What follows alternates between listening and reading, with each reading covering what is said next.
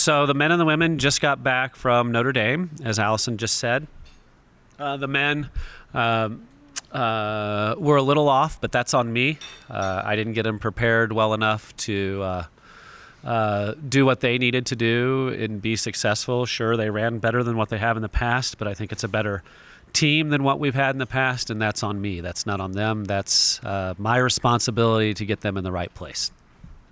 For the women, they ran very well for their first race. That was the men's second race. They had won the Texas Tech Invitational. It was the women's first race, and they ran like a first race. They got out a little slower than usual. It's a very tight course. What we mean by tight is it's not a lot of space to pass. But the fact that they were able to close on North Carolina State the last 1,000 meters, which means the last 3 minutes of a race, is super positive because there's not a lot of room to move, and we had every woman dropped their place significantly the last 3 minutes. So that's super positive. They are running exceptionally well. North Carolina State is very, very good, but we're pretty good as well, and so is Oklahoma State, and so is Alabama.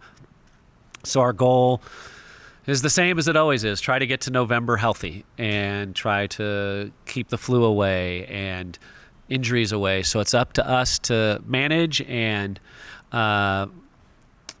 keep people in good spirits, and it becomes a little bit of a juggling game, just making sure everybody's all going the right direction.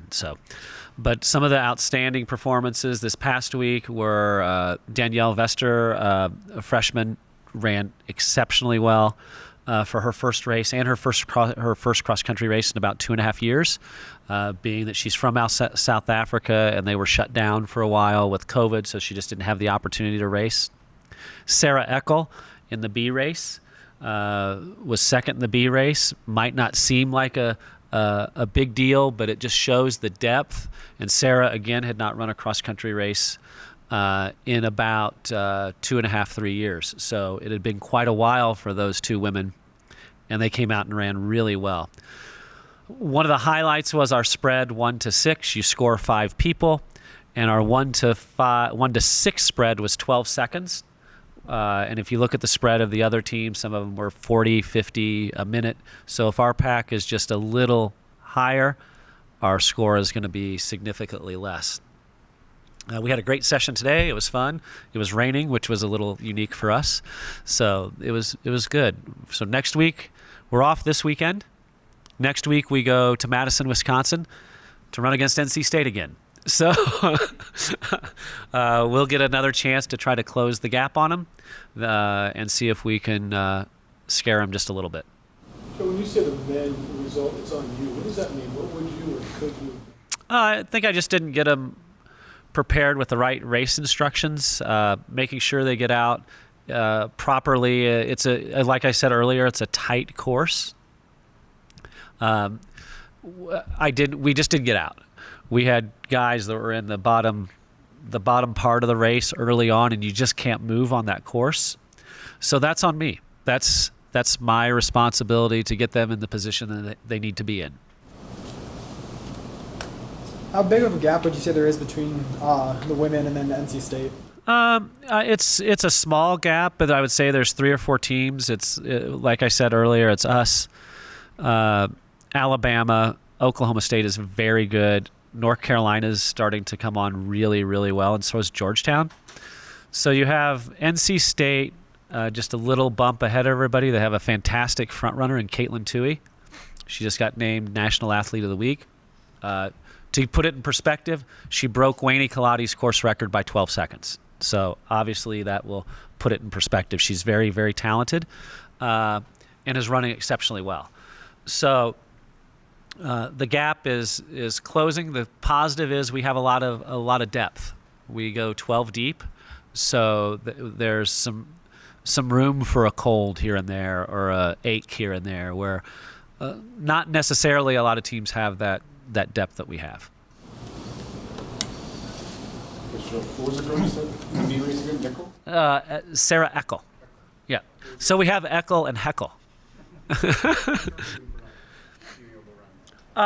She was just injured from Australia. She came over in December of last year, or in January of last year. So the calendar, she had some history of injuries. And one of the things we take real pride in is making sure that we can get people healthy and keep them healthy. And she's now been healthy for 9 months, and now you're really starting to see her change.